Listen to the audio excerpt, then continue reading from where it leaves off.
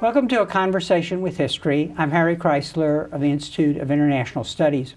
Our guest today is Pranab Bardhan, who is professor of economics at the University of California at Berkeley. His new book is Awakening Giants, Feet of Clay. Pranab, welcome to our program. Thank you, Harry, for inviting me. Where were you born and raised?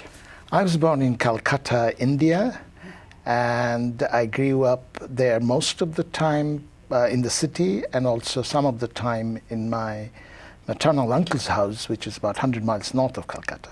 And looking back, how do you think your parents shaped your thinking about the world? Well, particularly my father was very influential. My father was a teacher, and in one big way, he gave me a rather idyllic childhood, even though it was in the Calcutta was not very a pleasant place to live otherwise.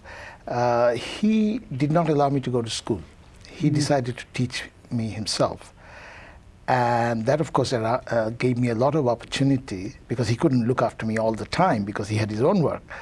So I could walk around, move around, play with lots of people in my neighborhood, both in Calcutta and in these small towns that 100 miles north of Calcutta. So I got to meet a lot of people, a lot of young people, others in that, and spent a lot of my free time in different activities. And was this setting one which provoked your later interest in the study of poverty? Oh, very much so. Even though my family was not exactly very poor, all around me were lots and lots of very poor people, both in the city in Calcutta and in the small town where I spent part of my childhood and youth.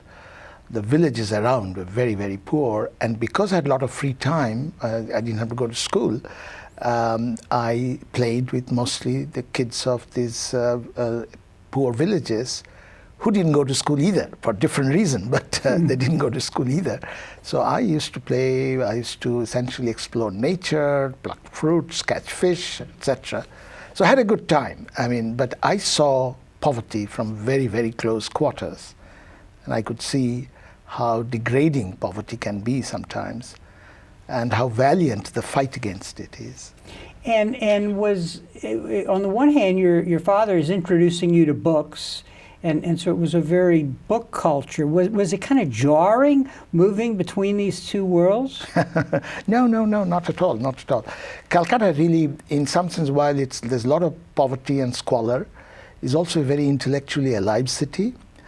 So this poor neighborhood in which I grew up also had one of the best high schools where I finally went, best high schools of the whole city, and the best college at that time, probably the whole of India, at least in that province, the best college, the elite college, entirely meritocratic, not by wealth but by strict admission exams. And thirdly, this is the area of the largest book district in probably the whole of India, but certainly in the whole region. So I utilized all this and my father had these two loves. He loved books and he loved good food. And that's where he spent whatever spare income he had. And I think he instilled in me a love for both. And where were you educated? This is the college is Presidency College, Calcutta, which, as I said, in fact, it's established in 1817. And it is the premier college, probably whole of India, certainly in the 19th century, then in large part of the 20th century. And that really exposed me to the currents and cross currents of global thinking. So I really felt part of a global village, even though I realized even at that time and certainly later that a lot of it was a lot of pretensions, intellectual pretensions, existentialist chic that I saw all around the intellectuals, and also a lot of radical thinking, because Calcutta always has been, or at least for quite some time, has been a center of radical political thinking in whole of India. And then where did you do your graduate work? So I went to undergraduate to this college, and then I went to Cambridge, England, for my postgraduate work. And so I did my PhD there, and then moved from Cambridge, England to Cambridge, Mass. I was immediately hired in MIT. I started teaching there. Mm-hmm. And what drew you to economics? When did you make that decision to focus there? Right. Looking at all the different subjects that I was interested in high school, the two subjects interest me most. One was literature, which to this day I retain, and in fact I write in my own language, Bengali, quite often. But the other is history. So I was really enormously interested in history, both Indian history but also world history in general.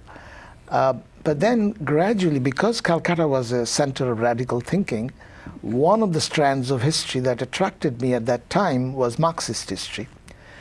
And because history quite often looks like a jumble of things, jumble of one thing happening after another, Marxism at least provided a kind of pattern in it. It may be artificial, it may be false, but at least it provided a pattern which made it more comfortable for me, looking at this jumble of events, which is history.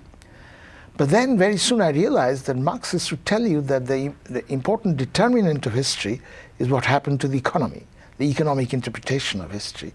So I gravitated to economics. I never went back. I think I was then attracted by economics. The way economics was taught in that college was highly mathematical and statistical.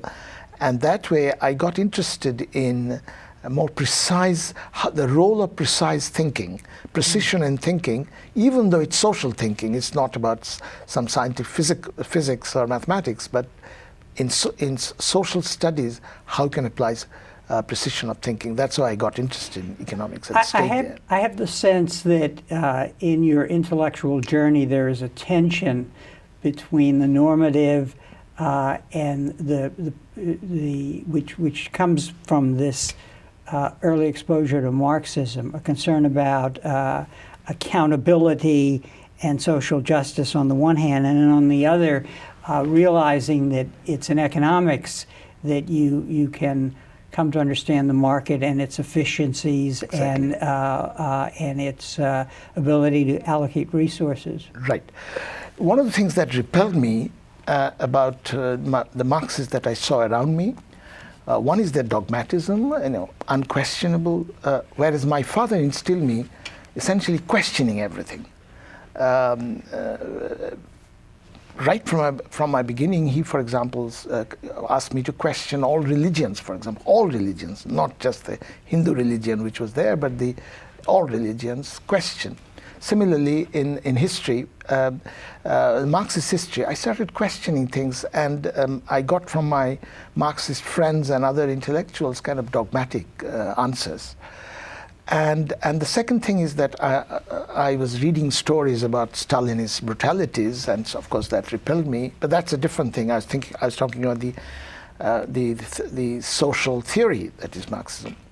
But then economics certainly made me aware of the efficiencies of the market process, the disciplining that market brings, coordinating functions of the market, the superb coordinating functions that market has. But at the same time, the economics also allowed me to. I found quite often people who are obsessed about social justice, they allow their heart to really dominate what their head should sometimes bring about. So I think the precise thinking, the tradition of precise thinking in economics, allowed me and also gave me the tools and concepts of analyzing the effects, both positive and negative, of market. Markets have a lot of problems. Markets have lots of failures, problems of inequality, social justice. So I could see both sides of the market. So in a sense, my lifelong venture, I have not always been successful in trying to find a system which is grounded not in idealism, but on reality, but trying to get a balance between these disciplining efficiency functions of the market and the inequality generating forces and the the harm that sometimes it causes to social justice.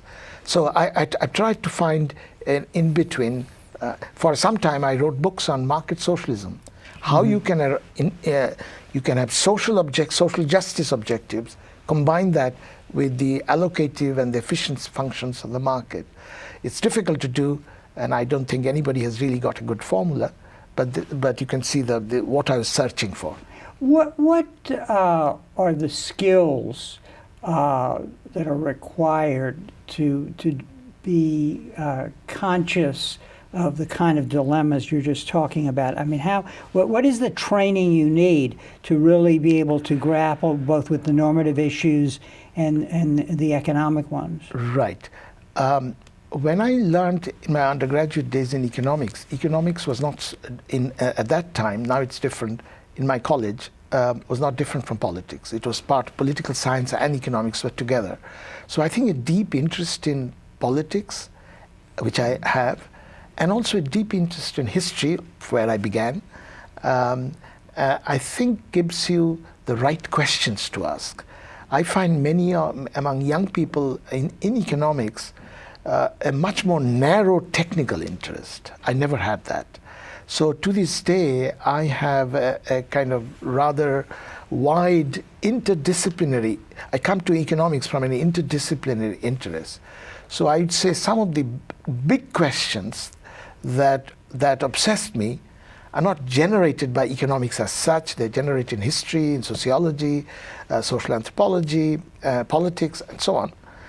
So I've always been interested in interdisciplinary approach to economics. At the same time, those who do interdisciplinary stuff, quite often they get rather woolly about the methods that they use. I'm sorry, what? About the method, woolly methods, or woolly thinking, soft methods rather. And whereas economics gives you tools and concepts which sometimes can be too narrow, but it's also the precision gives you a habit of thinking, which I think is useful in answering even these large questions. And I think that's the way I have tried to resolve there is a dilemma, there is a tension that you are mentioning, but one way of at least partially resolving that tension is trying to have both to some extent.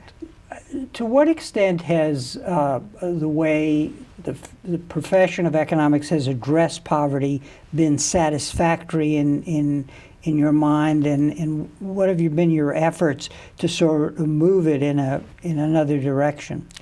Well, economics is certainly moving in the right direction, even though sometimes it's, as I said, young people get too narrowly obsessed with the technique. I think economics, for example, over the years have become much more interested in what are called institutional questions. Why? What are the it used to be the slogan in economics that getting the prices right is what is important. But gradually people realize that it's just getting prices right is important, but just getting prices right is not enough. You need to have the right governance, right institutions, social, political, economic institutions, right? And that way, economic questions are now much wider. And that's, I think, a step in the right direction. The other is the actually testing the hypothesis, not just theorizing. And so from your theory gives you some hypothesis, but now increasingly, well, in the beginning, people used to test those hypotheses by downloading big, large sets of data. But very soon people realized, and I have done this for quite some time in my own work, is that those kind of data sets, after a point, are unsatisfactory in answering some of the real issues. So a lot of young people now in economics, particularly in the economics field that I specialize in, development economics, international development, people are going into the field. This is something that I have started doing many, many years back, but I find increasingly it's a really healthy trend, economics, going to the field to test. So those two developments, one is having a larger set of questions, institutional questions, and the other applying field survey methods, which used to be done mostly by anthropologists. But now, a lot of economics. I, for example, long time back, started with village surveys in India. And but the problem with anthropological way of doing village surveys, they choose one village and study it again and again in their life. Now that's important, that gives you rich insights.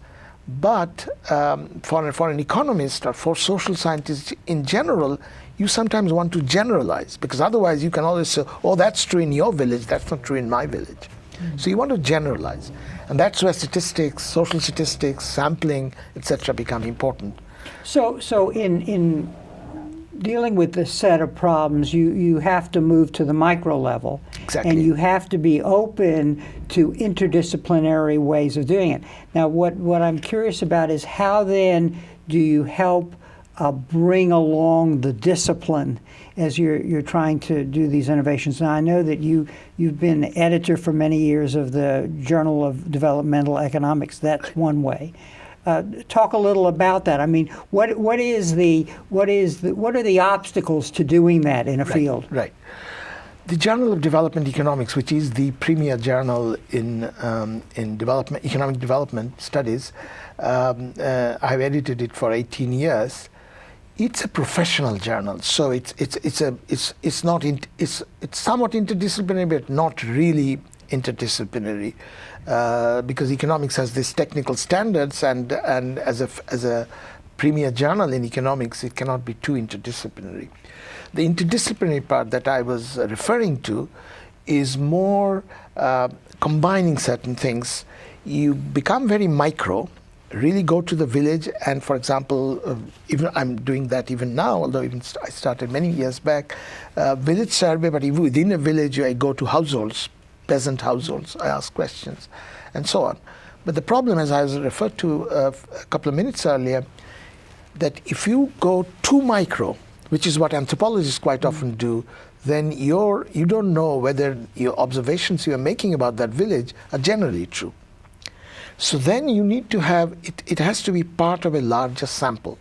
So what I did when I started, I took, in this part of India from which I collected data, I took a random sample in the province where I come from, West Bengal. Main advantage, I speak the local language, so I can go and ask questions, probing questions to people. Now, West Bengal has more than 80 million people, so it's a fairly large area.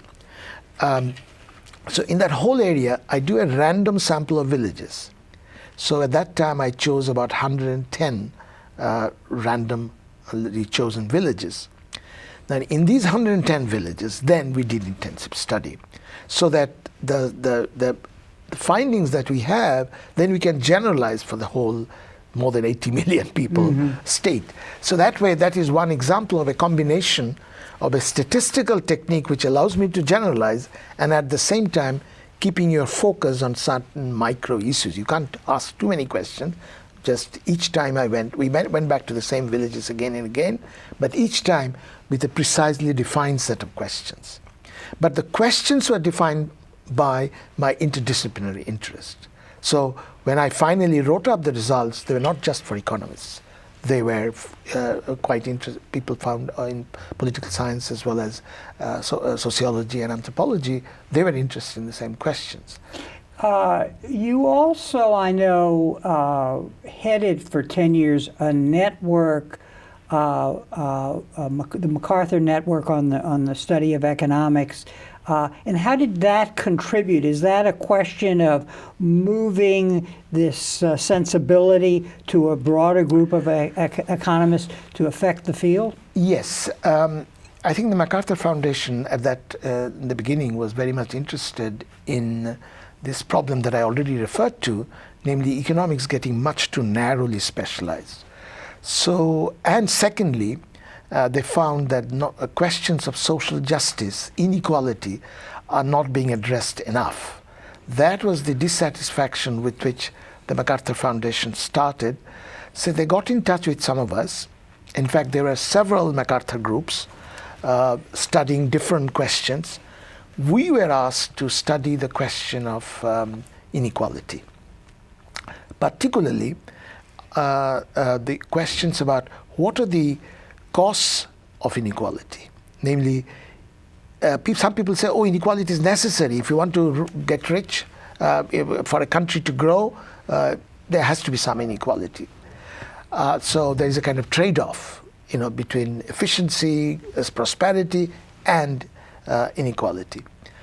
So some of us have the feeling that it does not have to be a trade-off.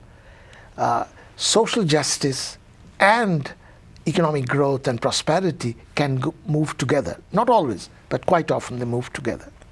So the group that we got organized, I was a co-director, the group that organized were essentially shared that belief that yes, there is a trade-off between equity and efficiency, but it need not be a trade-off. Equity and efficiency can go together. So we got together about 18 from different countries, 18 scholars, mostly social scientists, but not just economists. In fact, we had the mostly majority economists, but there was a significant minority of other social scientists, political scientists, sociologists, anthropologists. So we wanted to there's different aspects of this central question. Can social justice, moving towards social justice, can also help the cause of efficiency and economic growth? So we branched out into different ways of doing it. Significant numbers studied it for the United States and Europe, and then many others, including me, were doing it for developing countries, for Africa and for Asia in particular, and some Latin American cases. Does this kind of work impact policy, and if so, how? Well, for example, the presumption that inequality is necessary for growth keeps an emphasis on policy in a particular direction. Therefore, people become more relaxed in their attitude to inequality. Well, this inequality is inevitable, Mm-hmm. If you want to do anything about reducing inequality, is going to hurt growth.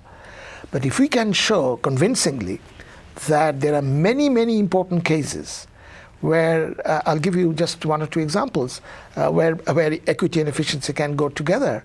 For example, one of the reasons otherwise very entrepreneurial poor people cannot improve their conditions is that they don't have access to credit.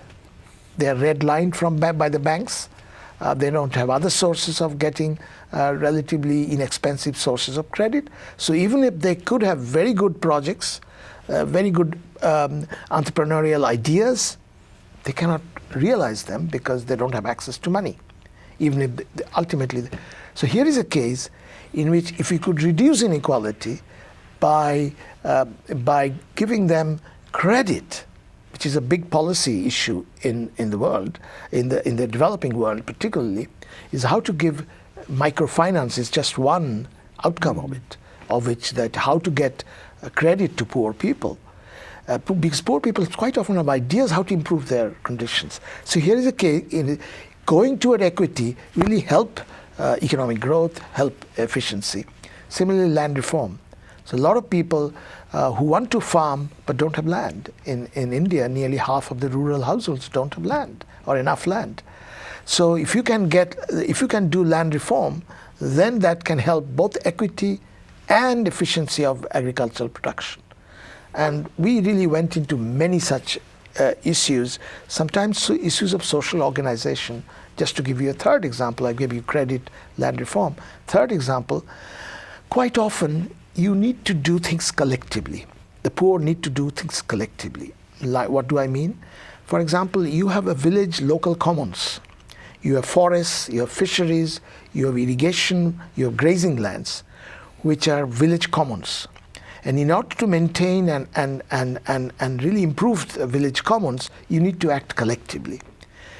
Now, in a society which is highly unequal and highly polarized, the simple cooperative problem-solving efforts fall by the wayside because people don't trust each other, people are suspicious of each other, whereas relatively equal societies find it easier to get their act together in doing things which need to be done collectively. So I have done a lot of studies about village commons and how does inequality affect The utilization, for example, I've done it with respect to irrigation water, as part of the MacArthur Foundation projects. I surveyed several villages in India again to study exactly that question. Then I've also studied questions about how do local democracies function. One of the main problems in many poor countries, local governments don't function, where they cannot build the local public goods. Irrigation is an example of that, or maintaining the forests, fisheries is an example of that, or social service deliveries, education, health. So local governments are important for that purpose. And why don't local governments function? And what is the relation between inequality and functioning of local governments? So we related to the moving towards social justice, reducing inequality, how these can help projects of economic development and economic growth. Let's talk now about your book, because I think this background really points to the different kinds of questions you raise. And I'll show the book again, Awakening Giants' Feet of Clay. China and India have emerged again, so to speak.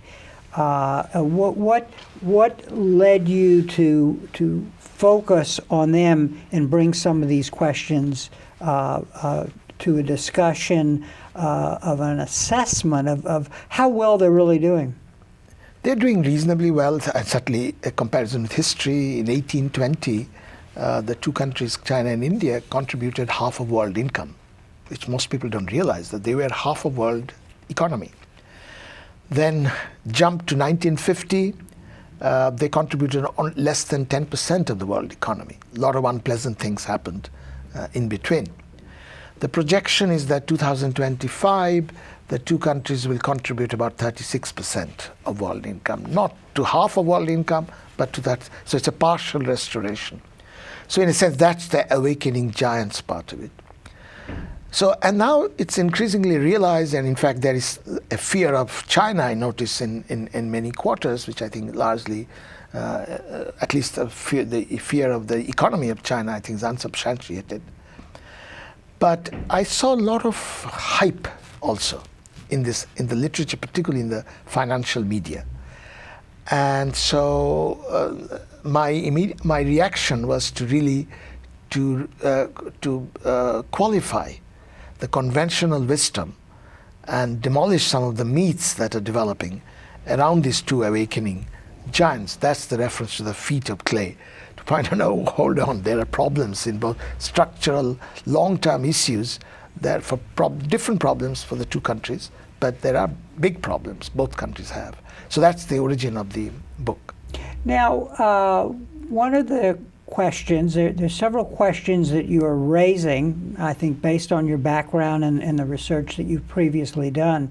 And one of the first ones is really what explains their takeoff. And you are arguing that not enough attention is paid to when especially China was a socialist country. So a groundwork was laid. What was that groundwork, and why is it important to focus on that? Right. When people start thinking about why is it that happened, the conventional wisdom, and certainly this is by constant repetition in the financial media, has become part of truth, as if that all this is because suddenly the one day they woke up, China a little earlier in the 1978-79, and India in 1991, they woke up and said, oh, all these years we had controls and regulations, now let's go for the market, globalization, that's going to do it. I have no doubt that the reforms, the market reform and the integration with the global economy played significantly positive role for both countries. But I think people exaggerate the effect of globalization. For example, let's take the dramatically successful case of China. China did something which is historically unparalleled. Within a span of a quarter century, from 1980s to, say, 2005, more than 500 million people were lifted above even the basic minimum poverty. That's an unparalleled achievement. Now, most people say, and financial media repeats it all the time, that this is because China became, meanwhile, integrated to the global economy. But when I looked at the data, and my book goes into it in some details, look into the data, year by year data, half of these, more than 500 million people lifted above the poverty line were raised between 1981 and 1987. Now, China became really globalized later, middle 90s onward, and China became a member of WTO, the World Trade Organization, in 2001. So what happened in the 80s, in the early 80s? What happened was there's a big institutional change in Chinese agriculture, in the rural sector.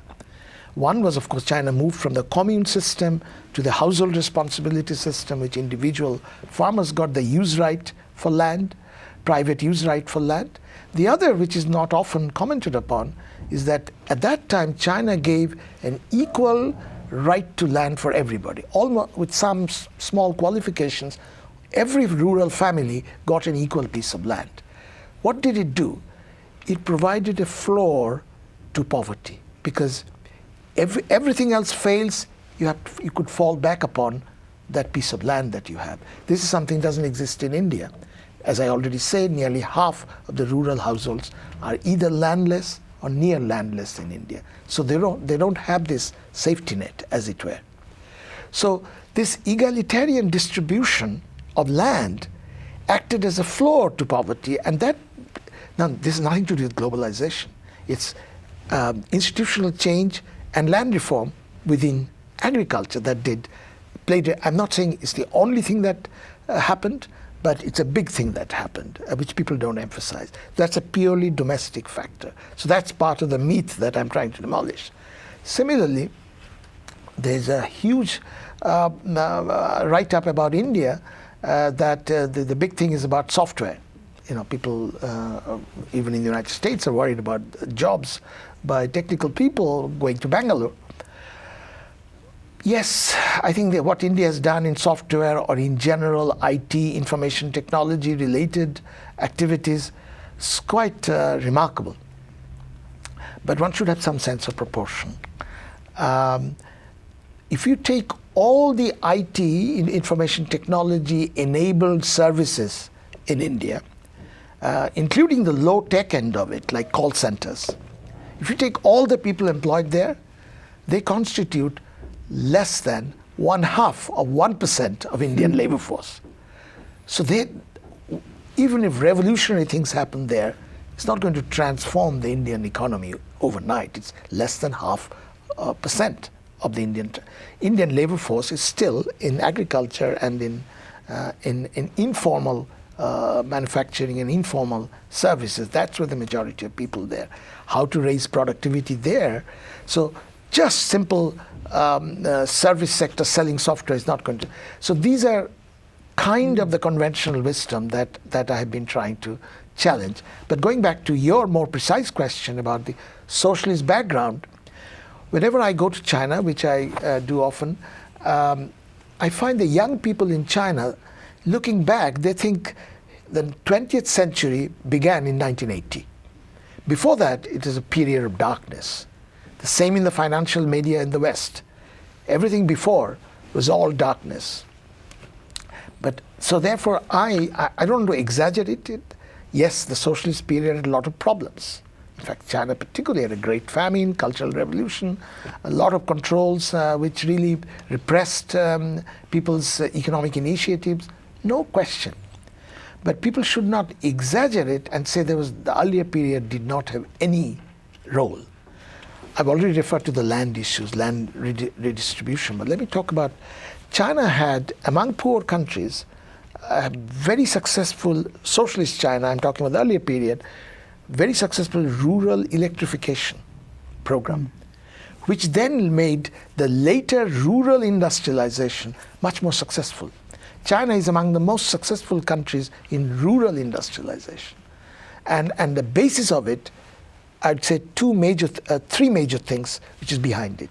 One, socialist China in that socialist period improved basic education and health of workers and peasants, which to this day is not done successfully in India. Second, rural electrification that I already mentioned. Third is Chinese system, the way even to this day, gives a lot of emphasis to local development. So even in the earlier period, local party officials, how did they get rewarded? If your local area does well, then you get promoted. Some of the leaders in Beijing first worked at the local level. When they're successful there, they gradually got promoted. So the local party officials had an incentive to do well, that the local area does well at the village level, at the township level. Now this gives a good incentive to what you do about the local area. Earlier, the entrepreneurial incentives were repressed, but then after the reform, when entrepreneurial incentives were unleashed, at that time, local officials, local government played a very important role, unlike most other countries. So I've just mentioned three factors: rural electrification, land reform, well, four factors actually: education and health, and fourth is this governance structure which emphasizes local development. These four factors are legacies of the socialist period, which did well for the later period of capitalist development in China. So you're saying, and this book brings out that the historical context is extremely important, Exactly. which might be dismissed for ideological reasons on the one hand, but also the comparative perspective is very important because you can see very clearly the differences between China and India. Right, right.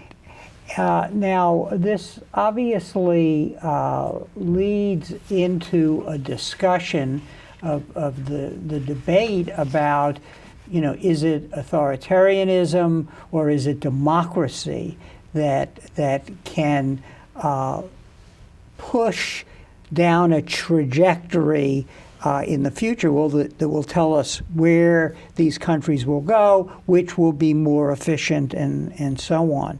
When you compare China and India, what sort of answer do you get? Right. First, let me talk about the social historical context. Yeah. That China is authoritarian, India is democratic, is embedded in the earlier social development, earlier history. I find in China, even among the intellectuals who would otherwise liberal in many respects, still have a tremendous dread for disorder. And I happened to be in China the day of the Tiananmen Square happening in Beijing. I was in Beijing. 2 days before I went to Tiananmen Square, I interviewed a lot of these students and so on.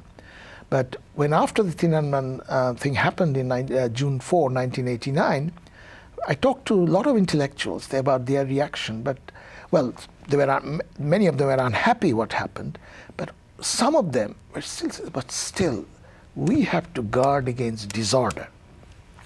It's a completely different attitude in India. Indian, not just intellectuals, everybody is used to mess all around. Many of my Chinese friends, when they go to India, the first reaction is chaos, disorder. How can a country function like this? As Galbraith once said, India is a functioning anarchy. Now, this functioning anarchy, this chaotic, anarchical thing, is also India's strength in some sense, because the sources of legitimacy of the government is different between China and India. So after the financial crisis, when I went to China, many of my Chinese friends said, when just the rate of growth started declining, of course now China's rate of growth has recovered, but at that time short rate of growth started declining immediately after the financial crisis in 2008. So many of my Chinese friends were telling me, oh, if the rate of growth falls below 8%, the regime will be in serious trouble.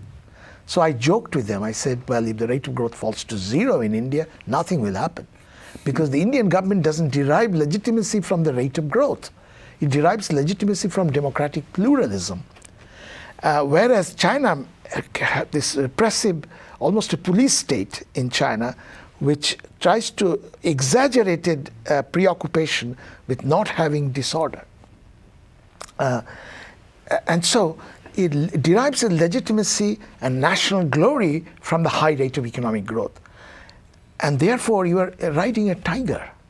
Because then, once you're riding this tiger of high growth, you might find it difficult to dismount when other forces which might reduce your rate of growth, then you are in trouble.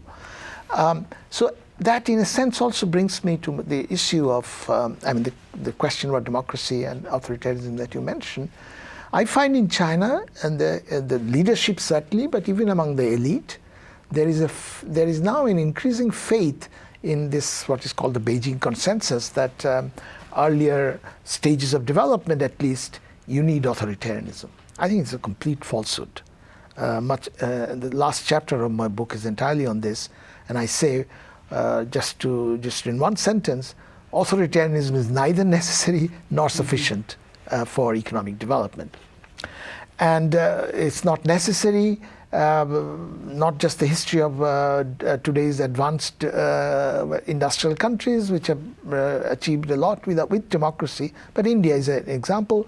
Outside India, India is doing reasonably well in economic development with sustained democracy. But outside India, Costa Rica in Latin America is a major example, Botswana in Africa, and so on. Not too many examples, but some examples. So it's not necessary. It's not sufficient. I mean, Africa is full of examples, Latin America is full of examples, countries authoritarianism didn't do well. So the relationship between democracy or authoritarianism and development, I think, is quite complex. It can work both ways. There are certain factors where how democracy helps development. Democracy makes development more sustainable because it leads to, because of pressure from below, it leads to sharing, leads to more equality. And that has to do with, going back to something that we discussed before, equity and efficiency can go together. And so pressures from this would make development more sustainable. But there are, at the same, and also, of course, China had made catastrophic mistakes. Authoritarian government in China, the Great Famine, the Great Leap Forward, and the Great Famine that followed, Cultural Revolution, and so on. There are many such examples of catastrophic mistakes in democracies they make mistakes, but mechanisms of correcting those mistakes are there much more easily. You can make them available. But the other issue, the problem with democracy quite often is that but before I go to the problem, the other issue which is important generally is that democracies can manage conflicts better. So India has a lot more conflicts. India is one of the most conflict-ridden societies in the world. It's highly heterogeneous, all kinds of conflicts of language, religion, caste, ethnicity. It's really a fractured society. And yet, I mean, India is more fractured in that sense, socially fractured, ethnically fractured, than whole of Europe. Even if you take Eastern Europe and Western Europe together, India is much more fractured than that. And yet, India, to maintain this stability, with some qualifications, more than Europe has done over history, is a big achievement. It's because the democratic pluralism gives India the tool to manage conflicts. China, on the other hand, has much less conflicts. The Tibetans and Uyghurs cause problems for them, but there's nothing compared to the conflicts that India has. And yet China managed those conflicts very badly, because given a little problem, they overreact. A simple simple dissent, which is, all societies have dissent, but you overreact and really come crushing down on that dissent and make the problem worse, but that way. By crushing down on them. So management of conflict is a big issue there. But the problem of democracy that I was coming to is what I call competitive populism. So you have to win elections. So if your rival announces some populist policy, you try to outdo that rival by going even farther. So just to give an example, come election time, Indian politicians will announce that if I get elected, you don't have to pay for electricity. you don't have to pay for irrigation water.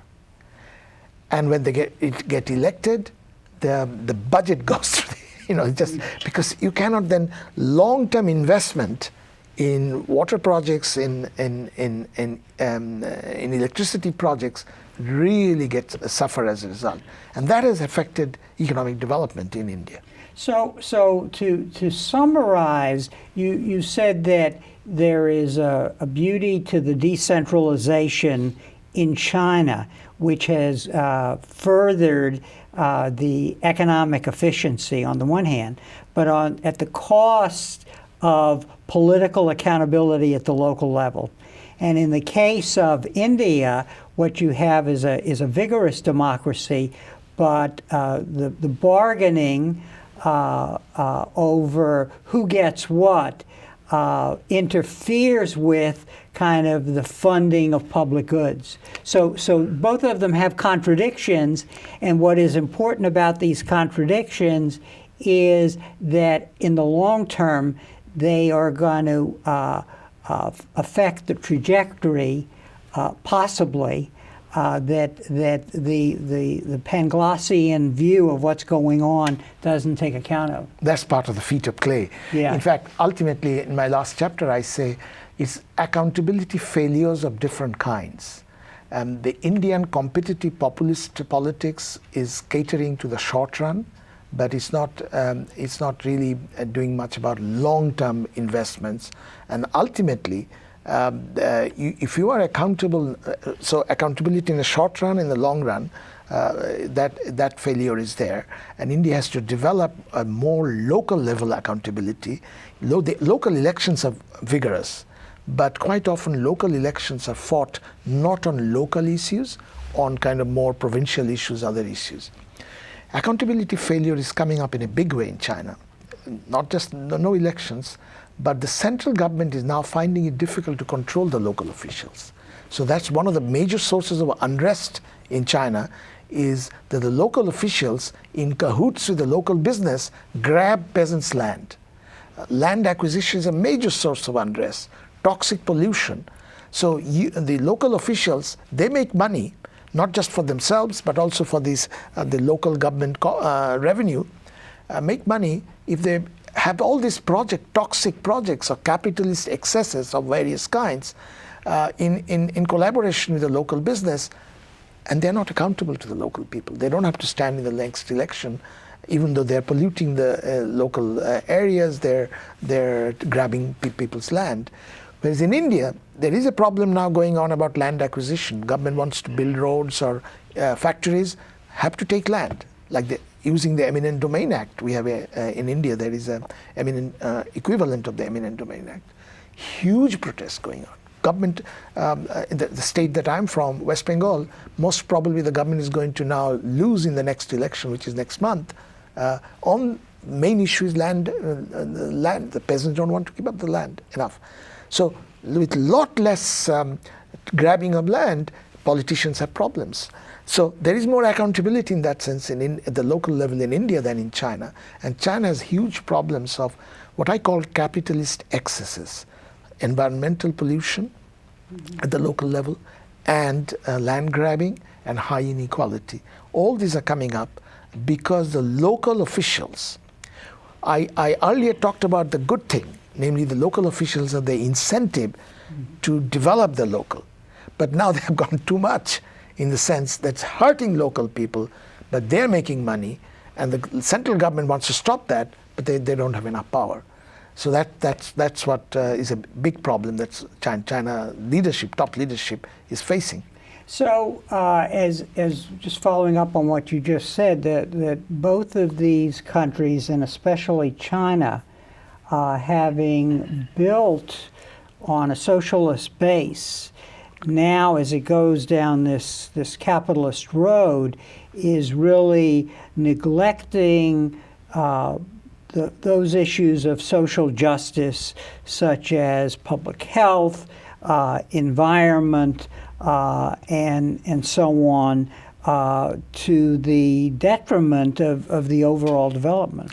Yes, and the other issue I didn't have a chance to talk about is related to this.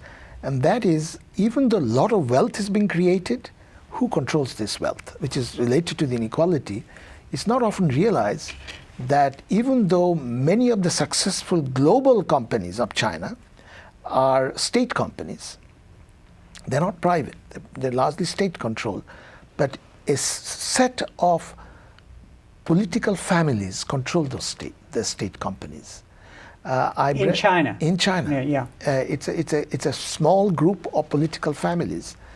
In fact, I can cite a piece of statistics that I read in a report, which was prepared by the Chinese Academy of Social Sciences, that in 2007, they tried to find out how many Chinese residents, not overseas Chinese residents are multimillionaires. So they found that people who have more than 100 million yuan, which at that time was about $14 million, have more than that. That numbered about, in 2007, today probably it's more, about 3,500. Of these 3,500, more than 100 million yuan people, 3,000 were relatives of high party officials. So it's, in that sense, it's become an oligarchy, which control and in any sense, the Communist Party, in spite of its name, is no longer a party of workers and peasants. If you look at the composition of the membership of the party, has about more than 70 million members. Of these, workers and peasants constitute less than 30%, 29% last report I saw is workers and peasants. So more than 70% of the members are not workers and peasants. They are businessmen, professionals, and college students. They constitute the major part of the Communist Party, which is a peculiar form of Communist Party. So in that sense, workers and peasants and the poor people find that their voices are not heard. Not merely there is no democracy, there is no political accountability of the kind that exists in India, but the whole structure is being controlled by an economic political elite or oligarchy that the poor people below are increasingly resenting. So in the end, when you pose all of these questions, which I guess we could say you pose because of the background that you brought to this subject matter, you really are questioning how far these systems can go down this road, and it really puts a question mark around these numbers of economic growth, of efficiency, of involvement in the international economy that is the way we tend to focus on their rise. Right. No, I have no doubt that both China and India will do well. I already told you the projection is they will be about 36% of the world in 2025. By that time, the total world population will also be about that percentage for China and India. But China's dramatic success, I think, is not sustainable in the very long run, unless they make the system more accountable. And that requires political reform, but that also requires the way something to do about the increasing inequality and so on. Now, some people think that just looking at the economic growth rate, and I don't find that preoccupation very healthy, but those who just look at the economic growth rate, Chinese growth rate is going to go down over time, and India's growth rate is going to go up. So they're probably going to catch up, even though level-wise, China, it will take a long time in India to catch up with China. And neither will catch up with the United States in terms of per capita standard of living for many decades. Even though for the total size of the economy, China probably will catch up with the United States very, very soon. But there is a demographic issue that also is important when you look at the future. And that is, China, particularly because of the one-child policy, is aging fast. Whereas India is primarily a young population. And so comparing China and India, the projection is, the demographic projection is, that if you look at the working age population who contribute to the economy, as a percentage of the total population in China is going to peak in about a couple of years, 2013-14. In India is going to peak in 2035. So Indian young population will work, contribute more to the economy, so that will raise the Indian growth rate. But the problem is that this assumes that India will be able to give good jobs. But the Indian education level is much more backward compared to not merely the rest of the world, compared to China. So China may not have the numbers, but quality of the labor force in China would be better than in India. So there is a tension there. But in terms of simple numbers of how many people, India's growth rate probably will go up. The other is saving. Both countries save very high. China save more than 50% of gross domestic product. That probably will go down. Over time, China's will go more towards consumption. Saving will go down. India's saving is now about 36%. So India's saving is high for a poor country. That will help India's growth. What will help China more than India, even looking to the future, is technological progress. China is really going into science and technology in a much bigger way than India, and in some dynamic sense even compared to the United States. And so that probably will push the rate of growth, even though demographic-wise or saving-wise, that will push down. So over time, I think in 2020, the projection is Chinese growth rate now will fall to about 7%. 7% is not a bad rate of growth for a large economy like China. And India's probably will reach 7% and beyond around 2020. So both countries will do reasonably well, but they have to change the pattern of growth. It's not just the growth rate. To really make it sustainable and make it accountable to the people. If one were to study this trajectory in the future, what is the lesson of your intellectual odyssey in terms of the kinds of theory and data you have to bring to get beyond the hype in understanding what's going on in these two countries? That's why I'm a political economist. I'm not just an economist. Economists usually just look at the growth rates and certain numbers. But I think that's why I'm deeply interested in the governance mechanism, the accountability mechanisms, and that's where I find both countries somewhat deficient. I'm an incorrigible optimist about democracy.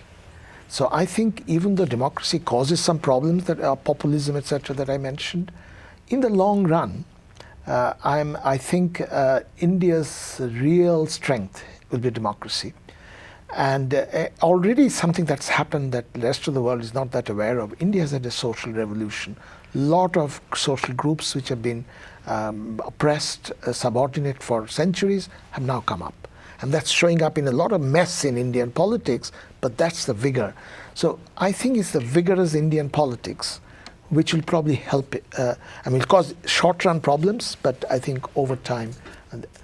China, unless and until, even though they don't have the conflicts of India, but they will have enough conflicts over time as down the road if they don't do political reform.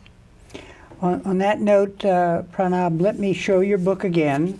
A lot of interesting data, and these arguments are laid out in greater detail. Thank you for coming on our program. Welcome. It was a great pleasure to talk about your intellectual odyssey. Thanks. And thank you for joining us for this conversation with history.